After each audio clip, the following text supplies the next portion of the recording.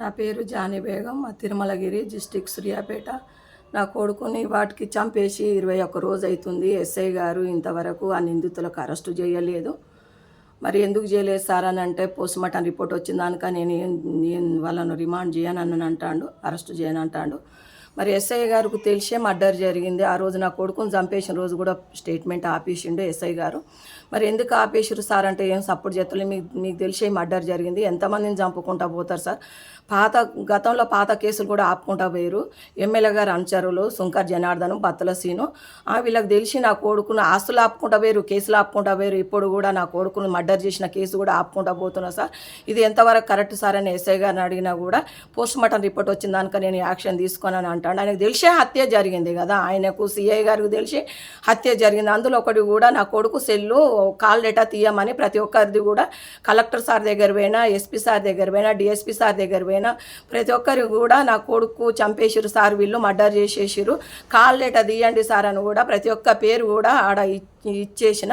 కానీ ఇచ్చినా కూడా ఇంతవరకు కూడా ఇంతమంది పేర్లు కూడా నేను ఇచ్చేసిన వాళ్ళ పేర్లు కూడా చదువుతున్నా. ఎండి యాకు పాషా, మనోహరు, రంగన్న, జగను, జనుమ, అంజు, యాస్మీను, ఈదులపారి తండ, ప్రవీణ్ అనేట ఆయన, ఇంతమంది ఉన్నారు. కాల్ డేటా తీయండి సార్ అని కూడా అధికారులు కూడా చెప్పుడు జరిగింది, దరఖాస్తు ఇచ్చుడు జరిగింది.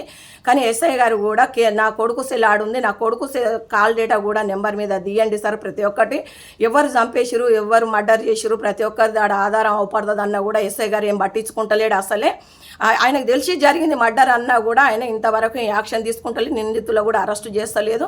అందులో ఒకటి డాక్టర్ కూడా కుమ్మకమైండు, తుంగతుర్తి డాక్టర్ పోస్ట్మార్టం చేసేటోళ్లకు ఎమ్మెల్యే అనుచరులు మొత్తం శంకర్ జనార్దన్, బత్తల సీను, మాకు ఎమ్మెల్యే ఉండు, మేము ఎంత దూరం అయినా పోతాం, ఎన్ని కేసులైనా ఆపుకుంటా పోతాం, ఎంతమైనా చంపుకుంటా పోతున్నాం అంటే శంకర్ జనార్దన్కి పెండ్లం పిల్లలు లేరా, నా కడుపు కొత్త ఆయనకు దలగదా, ఎమ్మెల్యే గారు అని చెప్పుకుంటా వీళ్ళందరూ తిరుగుకుంటా కేసులు ఆపుకుంటా, నా కొడుకును మర్డర్ చేసిన కేసులు కూడా ఆపుకుంటా ఇంతవరకు పోతురు. ఎంతవరకు కరెక్టు ప్రజలారా మీరు వినండి. అసలుకు ఎస్ఐ ఇంత కుమ్మకం ఎంతమందిని చంపుకుంటా ఎంతమందిని కాపాడుకుంటా పోతాడు.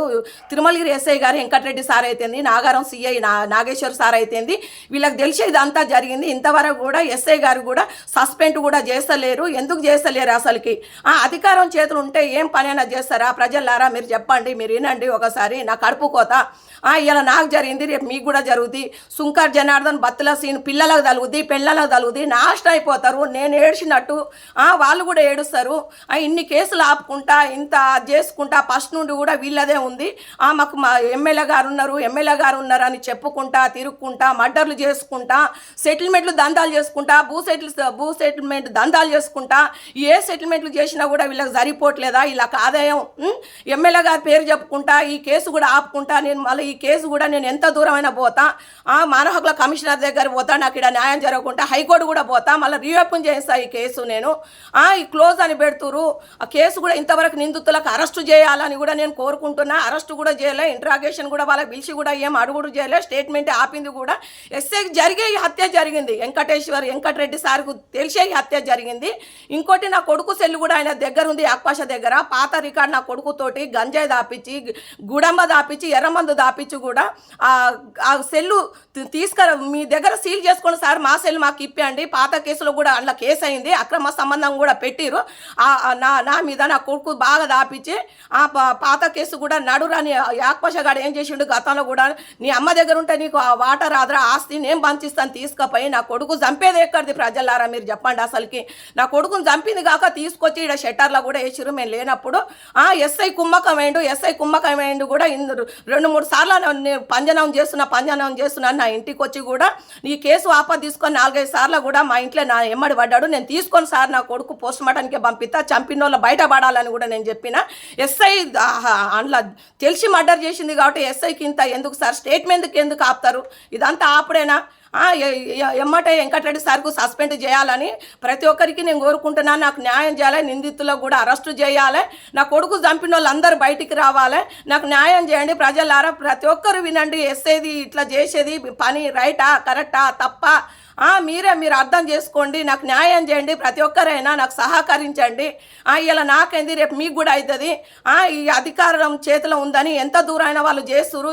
ఈ నెక్స్ట్ మేము భయంతో కూడా, నేను నా బిడ్డ భయంతో కూడా ఇంట్లో బతుకుతున్నాం.